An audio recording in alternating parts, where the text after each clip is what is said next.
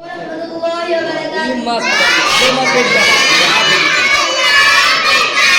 نحمده ونصلي على رسوله الكريم. أما بعد فقد قال الله تبارك وتعالى في القرآن المجيد: أعوذ بالله من الشيطان الرجيم. بسم الله الرحمن الرحيم. ذلك الكتاب لا ريب فيه هدى للمتقين. وقال النبي صلى الله عليه وسلم: خيركم من تعلم القرآن وعلمه. الہی رونق اسلام کے سامان پیدا کر، الہی رونق اسلام کے سامان پیدا کر، دلوں میں مومنوں کی الفت قرآن پیدا کر.